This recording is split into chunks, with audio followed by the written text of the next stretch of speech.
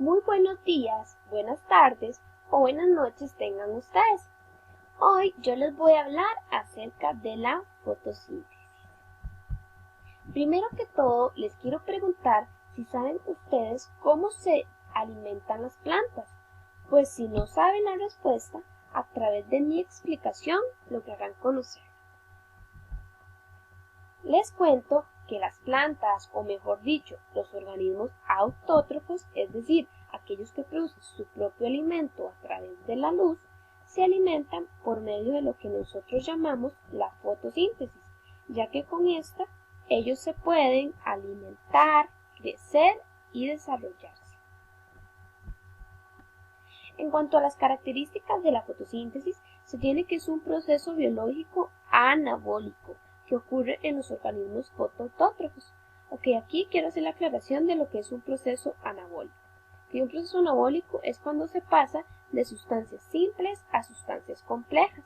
Entonces se dice que la fotosíntesis es un proceso anabólico ya que primero se inicia con la captura de energía radiante, que es una sustancia simple, y luego se transforma en energía eléctrica y química, que es una sustancia ya más compleja.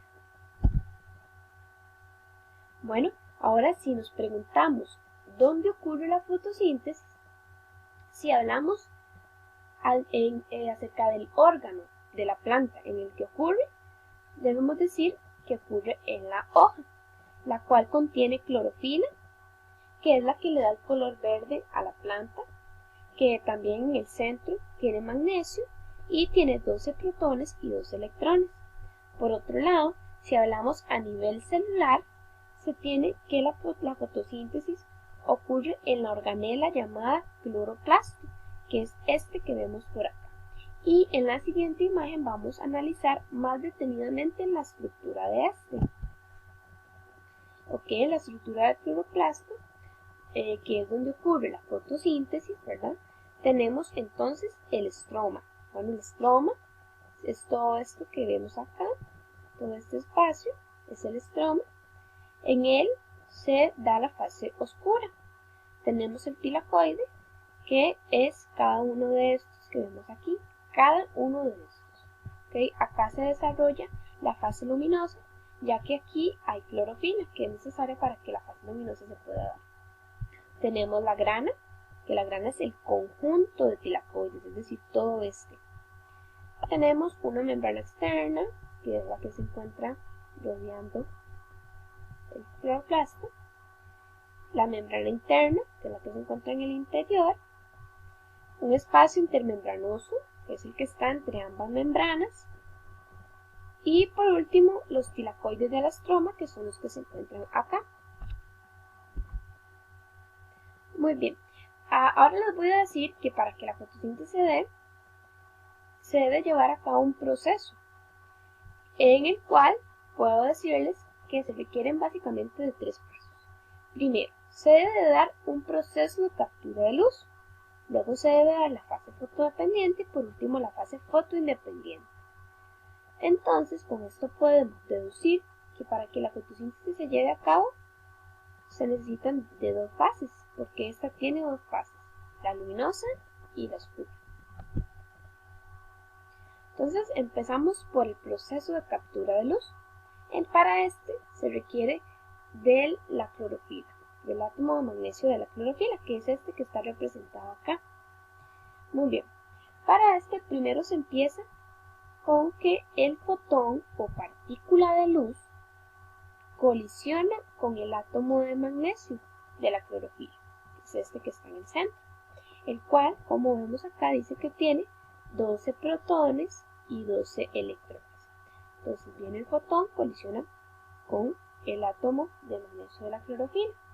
Luego, una vez que se da esta colisión, el electrón que está en el último orbital sale expulsado y así se transforma de energía luminosa, que era cuando se tenía el fotón, a energía eléctrica, que fue la que se produjo cuando este electrón salió expulsado. ¿Okay? Luego, el segundo paso es la fase fotodependiente, que tal y como su nombre lo dice, es la que depende de la luz. clorofila, ocurre en el tilacoide y principalmente necesita de agua, es decir, H2O. Tiene dos etapas, la cíclica y la acíclica. Y se tiene que los productos de esta fase son el ATP y el NADPH2. Muy bien, entonces vamos a ver la fase cíclica, que es la que se lleva a cabo en la fase fotodependiente. Es la primera que se lleva a cabo. Y en esta tenemos entonces que llega una partícula de luz al fotosistema 1. Cuando este fotón llega acá, un electrón sale expulsado. Y este electrón va a pasar por una serie de sustancias que le dan energía para continuar su proceso, es decir, lo empujan, podemos decir. Entonces, cuando el electrón pasa por esta serie de sustancias, resulta que se libera fósforo, el cual se representa por medio de una P. Cuando se libera fósforo, resulta que el ADP lo atrapa. Entonces, se forma el ATP, que es el producto de la fase cíclica. Entonces, podemos decir que acá el fósforo que se liberó fue atrapado por el ADP y se obtuvo el ATP. Es importante agregar que esta fase se llama cíclica, ya que como vemos acá, el electrón vuelve a llegar al inicio. Entonces, es por ello que se le denomina cíclica. Luego tenemos la fase acíclica. Bueno, en esta podemos decir que es como una combinación con la fase cíclica. Vamos a ver por qué. Bueno, primero que todo llega un fotón al fotosistema 2. Sale un electrón, pasa por unas sustancias que le dan energía para continuar su proceso. Se liberan fósforos, el ADP los atrapa y se da la producción de ATP. Muy bien. Entonces llega de nuevo el electrón al fotosistema 1. Ok, si observamos tan solo esta parte, nos podemos dar cuenta que es exactamente la misma que la fase cíclica. Pero como estamos hablando de la fase acíclica, se continúa. Es decir, es como una combinación con la fase cíclica. A eso me refiero. Entonces resulta que cuando llega el electrón al fotosistema 1, está llegando a la misma vez un fotón, un nuevo fotón. Y entonces, ¿qué pasa? Bueno, cuando llega el fotón, también sale un nuevo electrón. Entonces sale expulsado, de nuevo pasa por una serie de sustancias que están representadas por medio de estos rombos, que estas son las sustancias que lo empujan, que le dan energía, y mientras pasa por estas sustancias resulta que se libera hidrógeno. Está representado por una H. Acá resulta que el NADP atrapa el hidrógeno y así se produce el NADPH2, que es el producto de la fase acíclica. Muy bien, ahora cabe agregar que, como se dijo, el fotosistema 1 perdió un electrón, que fue el que se expulsó. Entonces, él necesita recuperar este electrón y lo recupera gracias a que el fotosistema 2 le da ese electrón perdido. Pero recordemos que el fotosistema 2 también había perdido un electrón. Entonces, este lo recupera a través de lo que se conoce como fotólisis del agua. Vamos a ver entonces qué es la fotólisis del agua. Bueno, la fotólisis del agua es el rompimiento de la molécula del agua por medio de la luz. Ok, para entender cómo la fotólisis del agua le repone el electrón al fotosistema 2, bueno, la respuesta está en la fórmula química. Si observamos la fórmula química de la fotólisis del agua, podemos ver que esta contiene un electrón. Y precisamente este electrón es el que da al fotosistema 2. Ok, en la última fase para que se lleve a cabo la fotosíntesis es la fase fotoindependiente, fase oscura.